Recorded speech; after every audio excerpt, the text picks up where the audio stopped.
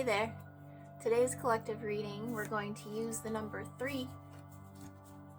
1, 2, 3. 1, 2, 3. The first 2 cards that fell out as I was shuffling are Get Grounded and Healthy.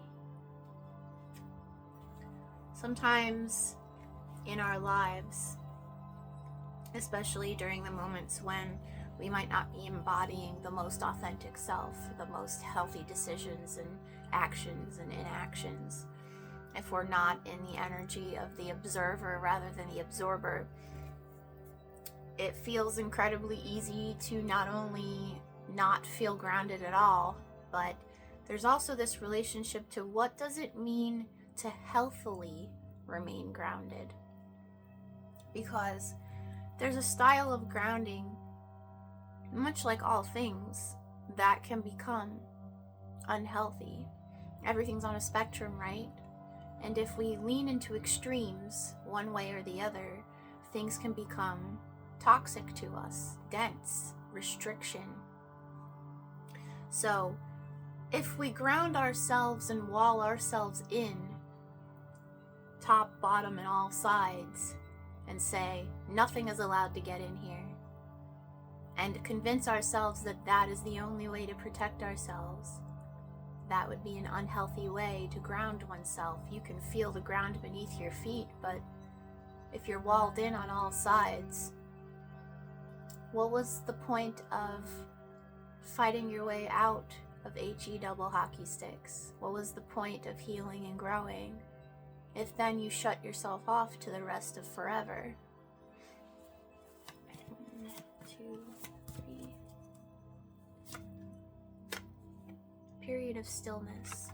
A period of stillness is one of those things that a lot of beings don't really discuss openly, or maybe they don't even realize what that is. A part of the way in which we learn as individuals requires space. This space is given to us by the multiverse and by ourselves as a protective bubble. Now, we're talking about grounding in a healthy way. This is also about perception. So, if you feel as though at any point you had become stagnated, where there wasn't this forward momentum, where you feel as though nothing's changing, nothing's happening, there's 2 different ways you can look at it. Why is this happening to me? Or, how is this happening for me? A period of stillness where you might feel as though a little bit disconnected from your energetic gifts, or a little bit less connected to the higher dimensions, meaning your spirit guides or spirituality itself. Or maybe you're not into spirituality at all, but just feeling as though literally nothing about your life is moving forward or changing. This would be the period of stillness. It acts as a protective shield, a bubble around us where we are kept sort of in place. This bubble and us are still moving just very slowly in tandem, and inside of this we are encased in protection. This is the space in which we learn. This is the space in which we grow. The way in which learning occurs is through trial and error, repetition. So we find mastery through repetition. It's not about failure. In fact, failure doesn't even exist. We've convinced ourselves that when something doesn't work out the first time, that we have failed. The reason why failure does not exist is because the way in which we learn in a healthy way involves things not working out the first time. Sometimes we might get lucky or fortunate, and we do manage to get something on the first attempt. However, most learning is through repeating something over and over and over again until we've learned enough about it and ourselves in order to move forward, in order to implement that inside of ourselves, implement that in our lives, and have it become autonomic, meaning that it's not something you have to consciously think about. It's not something that you have to force. You're flowing with that knowledge. You're flowing with that growth. It's a part of your daily and active routines. So when we find that mastery, we have learned a lesson, and we have implemented that lesson inside of ourselves, and that lesson is reflected externally. And there are many lessons that we learn within one protective bubble of stillness. So when we speak on elevating our consciousness or the Great Awakening, we will have multiple periods of stillness. And each one of these is designed to help us master whatever lessons that are brought to us by the magnet of our hearts through karma. We master these lessons, and within this bubble of stillness, we are protected so that while we are learning these lessons, nothing else outside of it is affected. And so, within this bubble of protection, we find the mastery and the leveling up, the moving on to the next level of consciousness, or the next stage of your healing journey, is when not only have you mastered all of these things, but then you are tested. You are tested repeatedly until you pass the tests.